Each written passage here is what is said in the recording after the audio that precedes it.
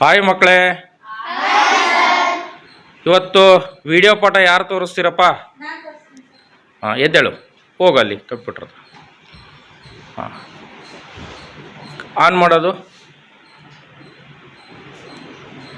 Very good. ಯಾವ ಪಾಠ ತೋರಿಸ್ತೀಯಾ? S, ವಿಜ್ಞಾನ 7ನೇ ತರಗತಿ ಮಾನವನ ಜೀರ್ಣಾಂಗ ವಿಭಾಗ. ಕೇಳ್ತೀರಾ ಎಲ್ಲರೂ? ನೋಡ್ತೀರಾ ಆ ಪಾಠನ? ಅದರಲ್ಲಿ ಬಂದಿರೋ ಮುಖ್ಯ ಅಂಶಗಳು ಯಾವಾರ ಇದ್ದರೆ ಅವನ್ನ ನೋಟ್ ಮಾಡಿ ಇಟ್ಕೊಳ್ಳಿ, ಪಾಯಿಂಟ್ಗಳನ್ನು ಬರೆದಿಟ್ಕೊಳ್ಳಿ. ಓಕೆ, ಪ್ಲೇ ಮಾಡಪ್ಪ.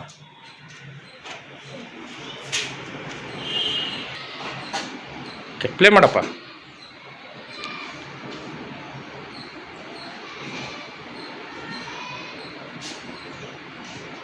ಇದು ಆಲ್ರೆಡಿ ಪಾಠ ಆಗಿದೆಯಲ್ಲ ನಮ್ಮ ಕ್ಲಾಸಲ್ಲಿ? ಓಕೆ, ಪ್ಲೇ ಆಗ್ತಿದೆಯಾ ವಿಡಿಯೋ? ಸೌಂಡ್ ಕೇಳಿಸ್ತಿದೆಯಾ? ಇಲ್ಲ ಅಲ್ವಾ? ಸ್ವಲ್ಪ ಸೌಂಡ್ ಕೊಡಪ್ಪ. ರಿಮೋಟಲ್ಲಿ ಕೊಡ್ತಾ ಇದೆಯಾ?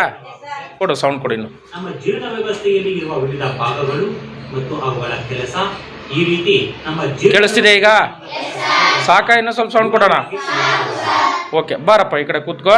ಏನಾರ ಇದ್ರೆ ಅವರಿಗೆ ಪಾಸ್ ಮಾಡು.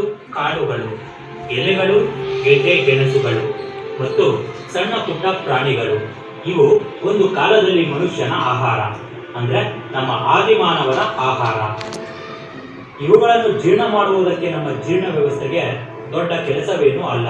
ನೀರಿನಾಂಶ ಖಾಲಿ ಆಗುವವರೆಗೂ ಬೇಯಿಸಿ ನಾವು ಅದನ್ನು ತಿಂತೀವಿ.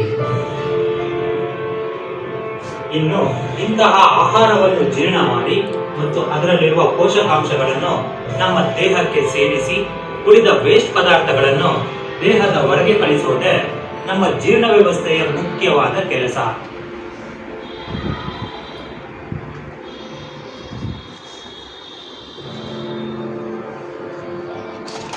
ನಾವು ತಿನ್ನೋ ಆಹಾರದಲ್ಲಿ ಹೆಚ್ಚಿನ ಮಟ್ಟದಲ್ಲಿ ಕಾರ್ಬೋಹೈಡ್ರೇಟ್ಸ್, ಫ್ಯಾಟ್ಸ್, ಪ್ರೋಟೀನ್ಗಳು ಇರುತ್ತೆ ಮತ್ತು ಅಲ್ಪ ಮಟ್ಟದಲ್ಲಿ ವಿಟಮಿನ್ಸ್ ಮತ್ತು ಮಿನರಲ್ಸ್ ಇರುತ್ತೆ.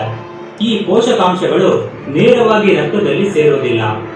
ನಮ್ಮ ಜೀರ್ಣ ವ್ಯವಸ್ಥೆ ನಾವು ತಿನ್ನೋ ಆಹಾರದ ಪೋಷಕಾಂಶಗಳನ್ನು ಸರಳ ರೂಪಕ್ಕೆ ಬದಲಾಯಿಸಿ ರಕ್ತಕ್ಕೆ ಪದಾರ್ಥಗಳನ್ನು ನಾಶ ಮಾಡೋದು ಆಹಾರದ ಜೊತೆ ನಮ್ಮ ದೇಹಕ್ಕೆ ಸೇರೋ. ಆದರೆ ಆಹಾರವನ್ನು ಮೃದುವಾಗಿ ಮಾಡಲು ಬಾಯಿಯಲ್ಲಿ ಲಾಲಾಜಲ ಬಿಡುಗಡೆಯಾಗುತ್ತೆ. ಒಬ್ಬ ಮನುಷ್ಯನಲ್ಲಿ ಒಂದು ದಿನಕ್ಕೆ